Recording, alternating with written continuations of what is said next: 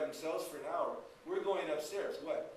We're going to make love, And what's that? Well, we give you a few brief descriptions, but bottom line is don't mess with us because couples like to have their time. And they learn more about it later. Both of them, interesting, grew up very conservative sexually. So why do we need sex therapy? We need sex therapy because the conversation about sex is very, very, very hard to have.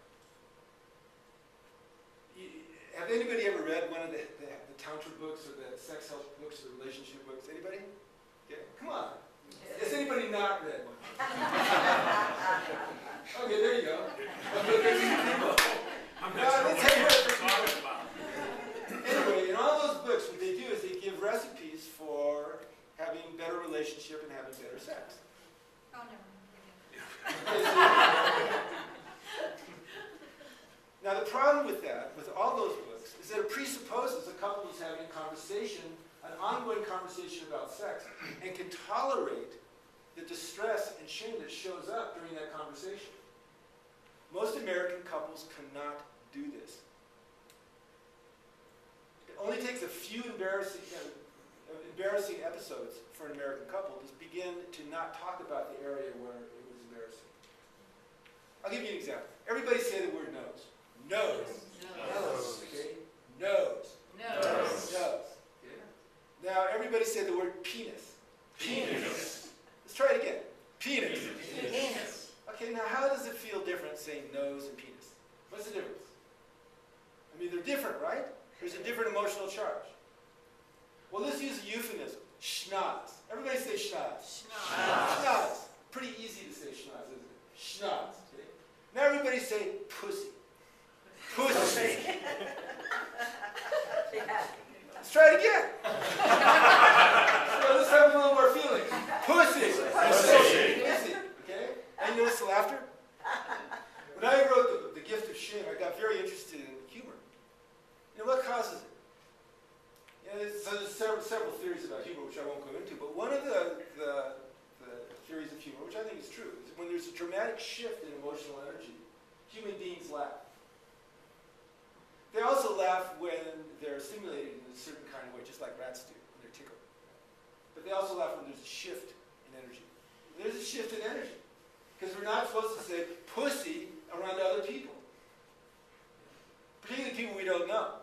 I'll make it even harder. Turn to somebody you don't know. Okay, everybody turn to somebody you don't know. Look them in the eye and go, pussy! Pussy! Pussy. Yeah, right. Hey, let's go to my favorite word during the Bush administration. Turn to the person next to you and go, dick! Dick! Dick! Okay, you see? Okay, this is Charles. Now, here's the thing with shame emotions. What shame causes us to do is to look away. The shame response in all mammals. I mean, shame is a mammalian response, not just for humans. If you take a little, baby rat or a baby wolf, and you have the caregiver give it a nonverbal signal of disapproval, and with human infants, it's a nonverbal sense because human infants don't understand any words. 11 months old, sometimes they understand no, but mostly they understand the face changing in the word. If you do that, their nervous system shifts from the children, the infants of this age, 10 months, 11 months. It's called primary narcissism, which is an unfortunate term because narcissism is kind of, is a bad word in modern society. But it wasn't, when it was given to infants, it wasn't given to infants to put them down. It was given to infants because primary narcissism was, I'm 11 months old, the world is my oyster, and everything's great. And your autonomic nervous system, your peripheral nervous system, they call it peripheral nervous system, has the sympathetic branch, which is, jacks us up, and it has the parasympathetic branch, which slows us down. Everybody follow me so far? Sympathetic jacks us up, parasympathetic slows us down. Infants spend their first 2 years, they're born and they're kind of in parasympathetic, and you see, little babies are very quiet. But very quickly, as they grow, they go into sympathetic arousal and stay there for the first couple of years. Also, mostly the right hemisphere is active the first couple of years because they're learning a lot of things about body and about image. They don't have language yet. Language doesn't hit people until 18 months, which is a really big deal for a variety of reasons. 11-month-old kid, you give it a sign of disapproval. No, don't pick up the vase. No. He puts it, says stop. He freezes. His parasympathetic nervous system kicks in. He freezes, his head goes down because these muscles go lax. He feels a bad feeling in his chest. Sorry, you notice I say he? The reason why I say this is because little boys do push boundaries more than little girls statistically. Testosterone has that effect. And a lot of the social than little girls. Little girls are more cooperative, more social. Just the way it is. So, freezes. Head goes down and blushes. Feels really bad. Now, this 11-month-old kid has an attuned parent. That parent will pull him away from the vase and say, okay, you didn't break the vase, I love you. Look into his eyes with approval. And within 10 seconds, often, he'll go back to happy sympathetic arousal. But social learning has happened. His nervous system has learned, just like I learned at 4 years old. Don't touch vases. I might touch it again, but you say no enough with the vase, most kids stop touching the vase. Now this looking away, he looks down, he looks away, and he wants to get out of the shame emotion immediately. Well, kids are not always around a loving caregiver when they enter shame emotions. So what does a kid do when they're by themselves and they enter shame emotion? They try to avoid it. How can they avoid that uncomfortable feeling if they don't have somebody around to pick them up and love them? Or if the person is too alarmed, or too upset, or too depressed, or too anxious, or too non-attuned to love them. The kid's nervous system then will protect him from the shame emotion by dissociating in some portion. Step away from it. And what are the forms of dissociation that human nervous systems go into? All the defenses. Repression, suppression, scapegoating, all that stuff. Projective identification. Most of our defenses were developed in response to our nervous systems avoiding shame emotions, much more than avoiding anxiety.